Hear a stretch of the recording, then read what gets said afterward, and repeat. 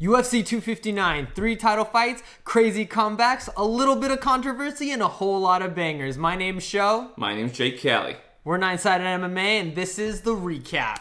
Alright, starting off with the main card, the moment we were all been waiting for. Light heavyweight, Israel Adesanya versus Jan Blachowicz.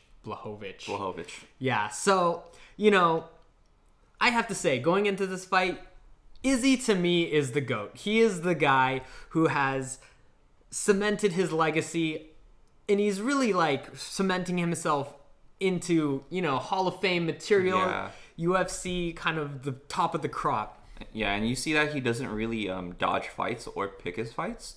After he got his title, he chose to fight the two hardest guys in his division first. I feel like a lot of champions, once they win the belt, they try to take an easier route for their first title defense, but Izzy was like, no, I want to fight Romero, and after Romero, I want to fight Costa, and those are the two biggest and most dangerous guys in those divisions. So, yeah, and he's been looking pretty invincible lately, fighting guys who look much bigger than him and just piecing them up. So, I think a lot of us thought that, I didn't think necessarily he might knock out Jan, but I thought that he would win by points for sure. And win through technical striking. And I was scared, though, that Jan might knock him out. No, for sure. Yeah. And I think, all credit to Jan, but going into this fight, I think Israel, he just has this air about him, as he has against Robert Whittaker, he has against... Just that calm, kind of calm in the storm, like a dead assassin kind of demeanor.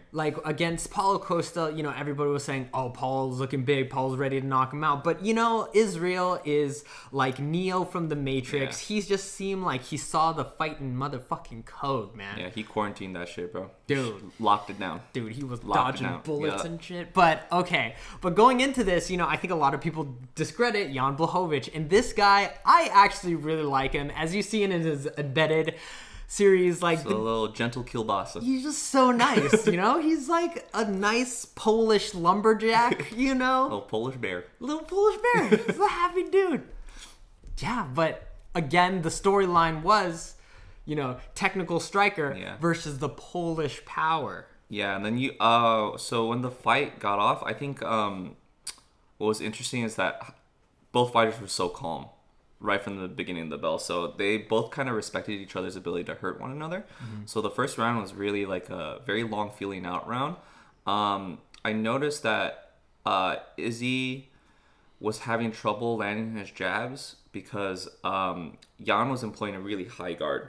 I think he was expecting Jan to swing wild like he normally does, but I guess they looked at the tape, knew that Izzy is a headhunter historically. He gets all of his finishes with either a high question mark kick or counter left hook. So he kept a really high guard, and it got to the point where they started just exchanging jabs, and that's dangerous for a guy like Izzy, right? Because Izzy comes from a lower weight class, so when you're trying to exchange punches, at the same time with someone who's much heavier than you, obviously the heavier hand's going to win.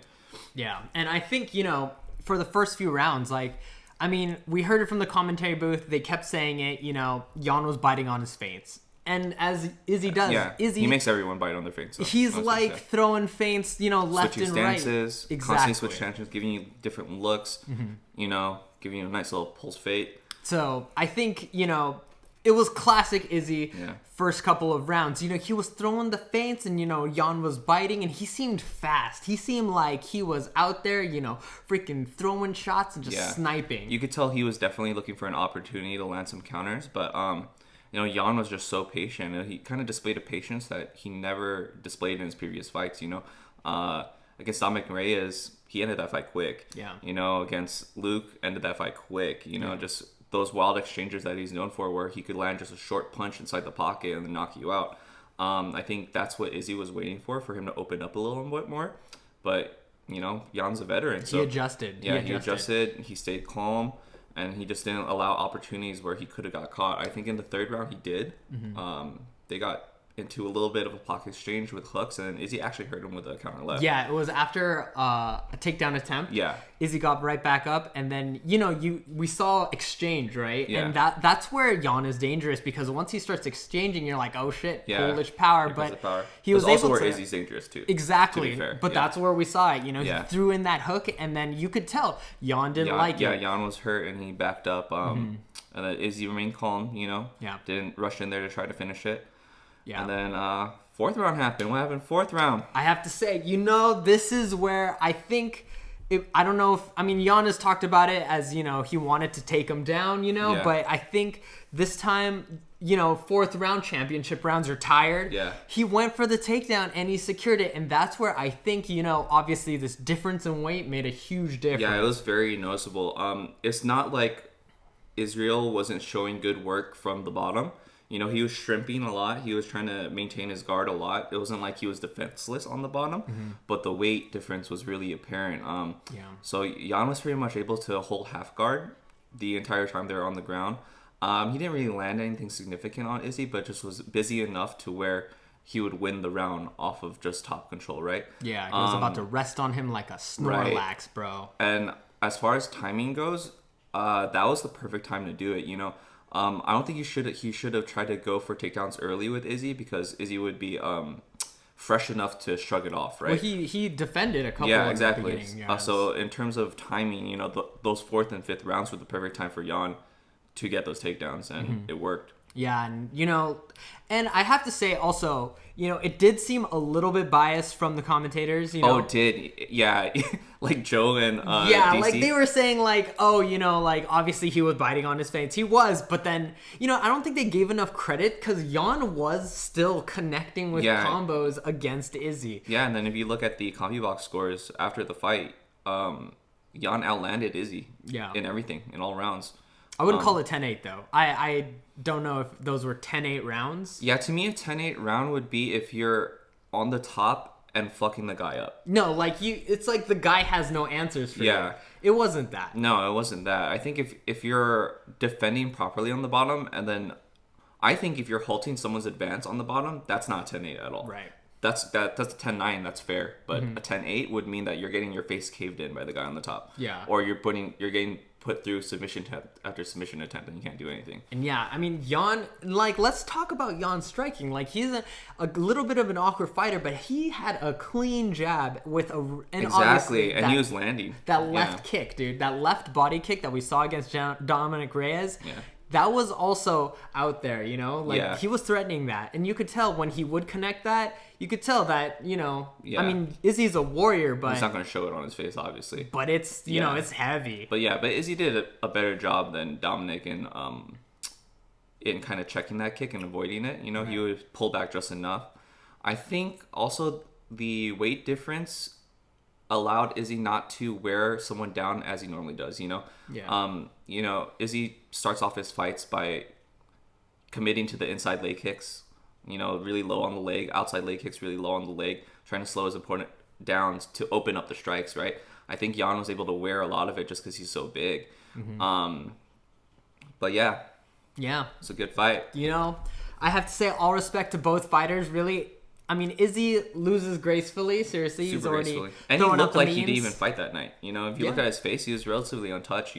He did eat a lot of jabs from Jan, but he would roll it at the last second, so it kind of he was fine. Diminished the damage. Yeah, he looked fine. But congrats to our boy Jan Blachowicz. All right, what does this mean for the middleweight and light heavyweight divisions? I think that Izzy goes back down and he completely dominates. Yeah. Especially after fighting someone so big again. Now he's used to fighting just titans, Right. Like, you're gonna have to bring some crazy shit for Izzy to lose now. I think now, I mean, they've all fought him already, but Marvin Vettori versus Darren Till's up. We got Robert Whittaker versus Paul Costa. Dude, if Bobby gets that, you gotta give him back the title. The guy has been through killer's row. Yeah, after he lost the title, they just fed him to the deepest of the waters. And he's just swimming. He did it. He's Michael Phelpsing that shit, just making it through.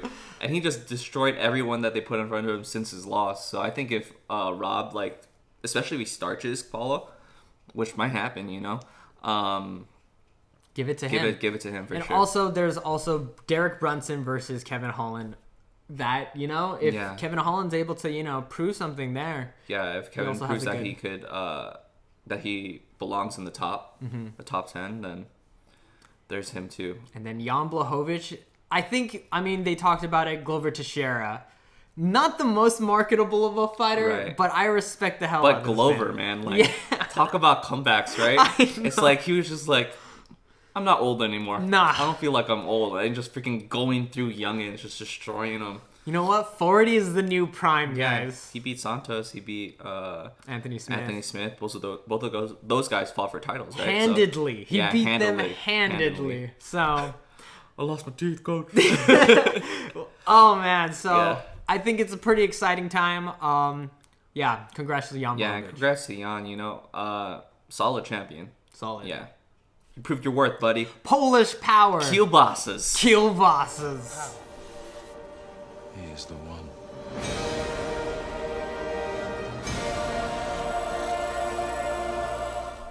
Okay, moving down the line, we got Amanda Nunes versus Megan Anderson and Megan.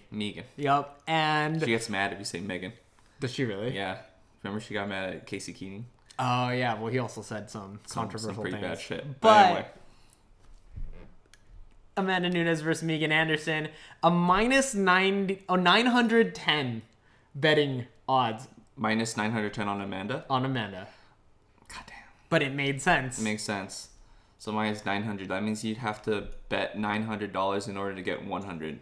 That's freaking crazy. So Yeah. I mean, once we watched it though, you would have won your $100. Yeah,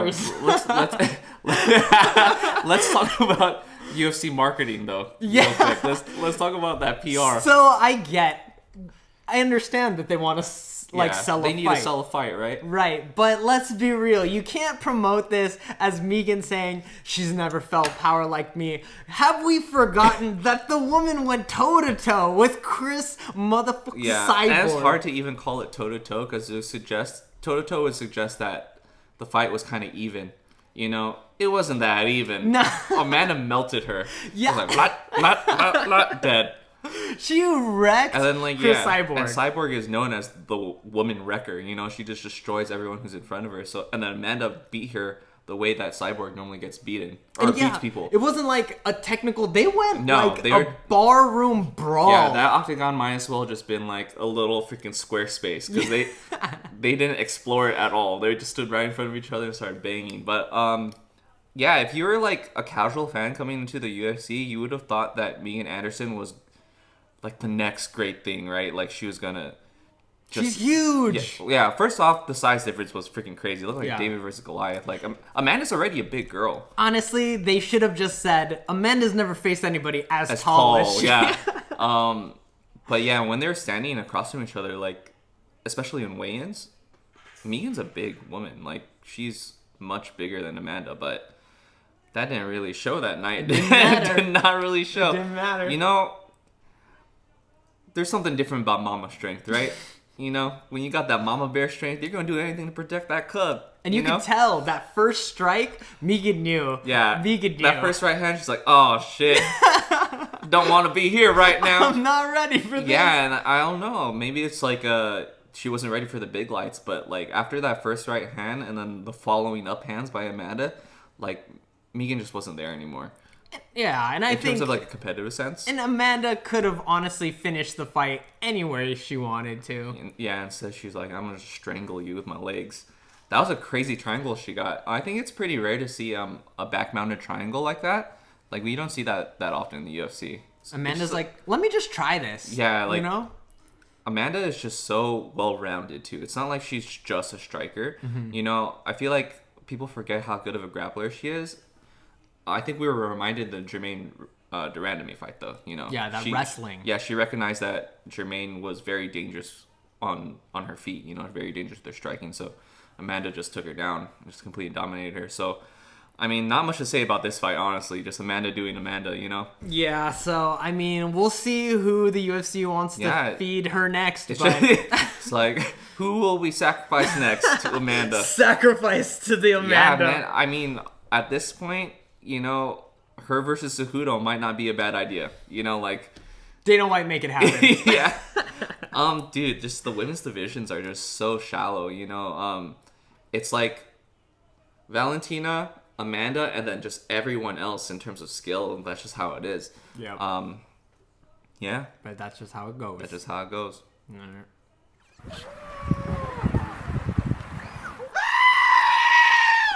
Okay, moving down the list, Petr Yan versus Aljamain Sterling, and I was really excited for this fight. Out of all the cards on the main card, really, this one was one of my top ones just because of all the trash talk. Yeah, they don't like each other. Like, it was so yeah, great. you gotta love those fights when like guys have kind of like emotional content going in. You know, like they don't like each other, so we're ready to see a banger. And especially at that weight class too, bantamweight, like those guys just like fight so fast. They are like killers. Yeah, and they throw so much volume. You know, so it's not like you're gonna watch a heavyweight fight where they're gonna take their time.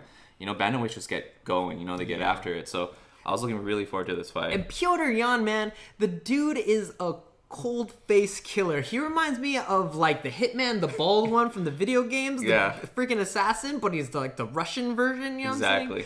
And you know, Petr also looks like he probably owns multiple pairs of Adidas tracksuits at home. You know, he sleeps in one. Probably. It's all about the stripes over checks over theaters. Aljo is so loud. He's got the gold chain. He literally looks so much like Juju Smith-Schuster. You want to hear a cool story? Yeah. I forgot which one of his fights, but I commented on it that him and Juju Smith-Schuster could be brothers, and then he commented back, he's like, "We are."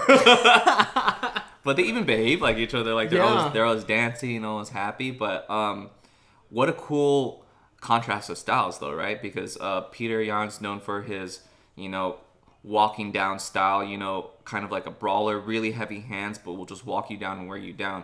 Aljamain is known for his giving you weird looks, constant angles, you know, creating openings, and really strong wrestling. And like really though, you could say that the way that they look and what they portray is exactly how they fight. Yeah, exactly. Yeah. Like Petr has no emotions on his face. He's just there to break you. Petr has one emotion, and it's the like 2 dots in a line for your mouth. All right, like that guy is just a freaking no emotions. Yep. And Aljamain, seriously, first few rounds, like right out the gate, he went like a wild man. Yeah, he threw so much volume in that first round. You know, right off the bat, he was just giving Petr constant looks, switching angles, kicks, switching angles, jabs, kicks. You know, he did that like front thigh kick too. You know, exactly the quad kick. Yeah, the quad kick, exactly. And just constantly giving Petr, you know, something to work with. Mm-hmm. I think Aljo also really used his reach advantage well. I think he had like a 4 or 5 inch reach advantage, so he was throwing really long jabs along with his pressing leg kicks, right? You know, maintaining distance always. But Petr, you could tell Petr was just looking through his guard, just waiting. You know, he was not bothered by anything. He just didn't wear anything. Yeah, he just nope. And I mean, like, in those first rounds, I mean, Aljo, crazy man that he is, connected with some pretty good shots. He even got him with a flying knee multiple times. Yeah, and they actually got through the guard, but like Petr just doesn't show it. You know, he doesn't show that he's wearing anything. And then Aljo even got some good takedown attempts in there. Got secured one takedown. But Peter's wrestling is also very good. You know, he's able wrestling defense. Yeah, you could tell how strong he was. Yeah, he's just really strong, so he's able to shrug them off. As the fight progressed, you could kind of tell that Aljo was starting to wear. You know, and when right at that breaking point is where Petr starts taking off. Right, like he waits for his opponent just to start wearing and realizing that, you know, they're punching just a freaking rock. And then he starts letting go. So that's kind of what was happening in that fight. Yeah, and, you know, as a fight, this is a classic example of a fighter who blows his load. Like, real quick. And, you know, as the fight progresses and you start to slow down, I feel like you could see the shift. Yeah, you could definitely see the shift. By third round. Yeah. I honestly predict that if, you know, what happened hadn't happened, that if it continued through the 4th round and continued through the 5th, that Petr probably would have won, because he started, you know, just lighting him up. Yeah, he just started walking Aljamain down, and, you know, Aljamain didn't really have any answers. Yeah, like, I mean, you could tell how tired Aljo was, because he could get taken down so easily. He was just getting tripped over and over, and after getting, like, you know, pieced up by 1s and 2s, you know, and a trip, and then Peter's hands are just so heavy. And that right hand kind of comes like a laser. You know, you could throw it so fast. And he, like, put Aljo in danger actually early. He dropped him with it. I think part of the takedowns by Petr and, like, how Aljo was kind of getting ragdolled was maybe a strategic thing on Aljo's end, right? Maybe, like, he was trying to draw him into the ground to get a submission because his jiu-jitsu is so strong, you know, coming from Renzo Gracie's academy. But then what happened, bro? Ah, man. This was the saddest ending to a fight that I could have possibly seen. I mean, it was so competitive. It was so competitive, and then when Aljo had his knee on the ground, so the rule is if you have any knees on the ground, you're considered a grounded opponent. You're considered a grounded opponent, and Piotr throws the most illegal of knees. Yeah, it's like, I think it's like if you have a knee on the ground, you're grounded, and also if you have both hands on the ground. Right. But to be fair, a lot of like fighters kind of exploit that rule, right, in order to stall the fight. But no, but then see, I think Piotr. So this is later discussed that basically like his team told him to kick him on the ground. Yeah, it's like when you're in fight mode, especially when you're in the later rounds, you know, you're kind of running on autopilot. So if you hear your corner say, throw the knee, you're going to throw... Dude, he cocked that back so far. It was like a soccer free kick. He was like, up!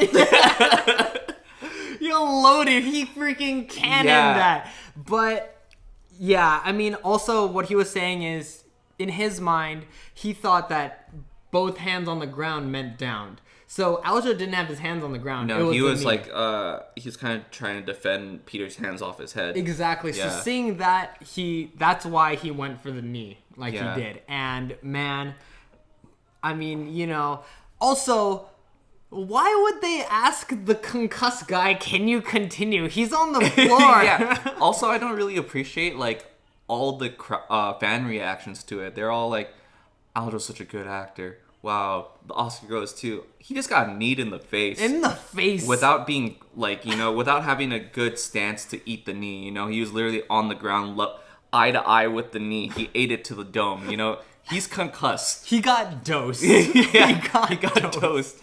Like, you can't ask him questions after that. But, yeah, I don't necessarily agree with giving a title off of a DQ either, though. I think off of a DQ, at most it should happen is like maybe a no contest or a loss for the person who DQ'd, but I don't think you should lose your title off of a DQ. And that's what's weird. Yeah. It's like now it's like, yeah, Aljamain's the champ, but like is he really though? Like, you know, he didn't necessarily earn it, you know, and this is not any shots towards Aljo. Amazing fighter, it's not his fault that he got DQ'd. He got a DQ victory, right? But, you know, I mean, they have to run it back. They have to run it back. I don't think you should give Aljamain another contender. I don't think you should give Peter another contender. I think you should make them fight again. Yeah. I'm sorry, Cordy Sandhagen, but I think you need to... dude. He's just waiting there. He's like, I want that title. I think he has to take TJ Dillashaw. I think that's the fight that makes sense. And I mean, it's a money fight. It'll bring more notoriety to your name. It would give... Yeah, I think Corey would get paid out more if he fought TJ versus anyone else. Yeah. So, make it happen, Dana. Happy feet. One more combo. That ain't Falco. That ain't Falco.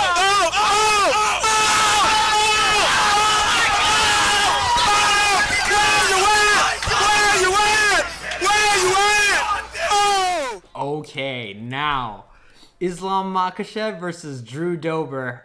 I mean, we went into this. Obviously, Islam was the favorite, but man, how much of a favorite he should have been. Dude, Islam. After what happened, yeah. Khabib number 2. Yeah, and like before we get into that, this is not to say that Drew Dober's not game.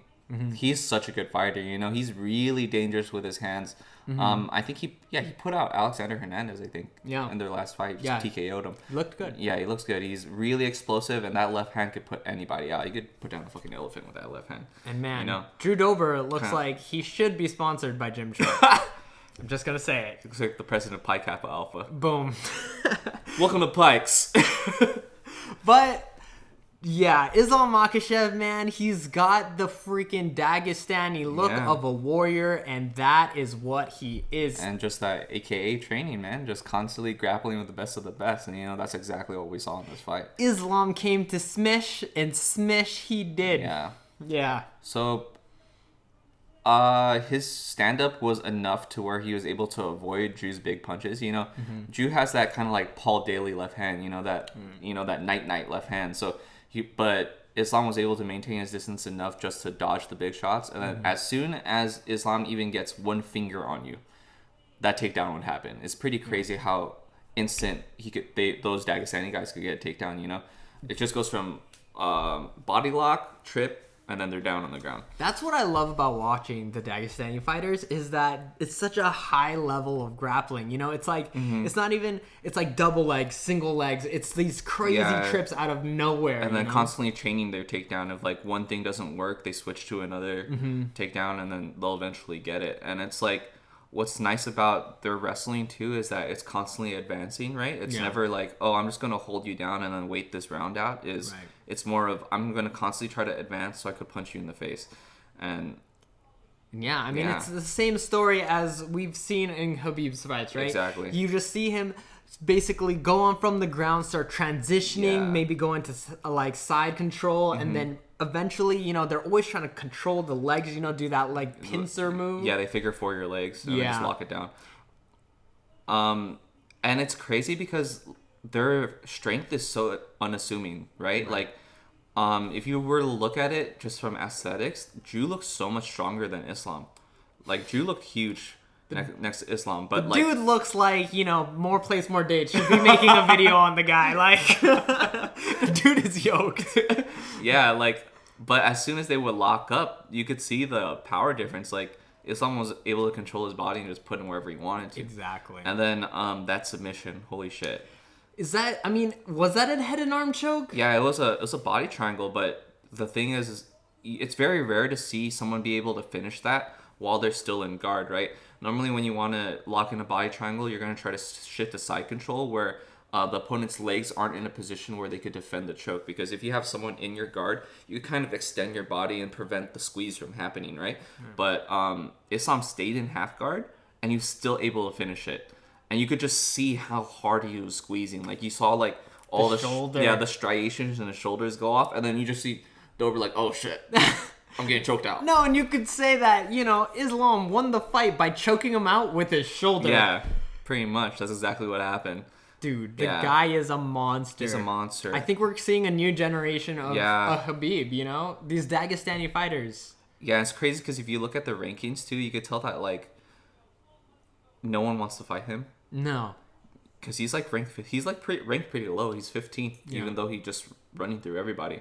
I think you should give him maybe, like... Top 5. I say top 5. I mean, he wants Tony Ferguson.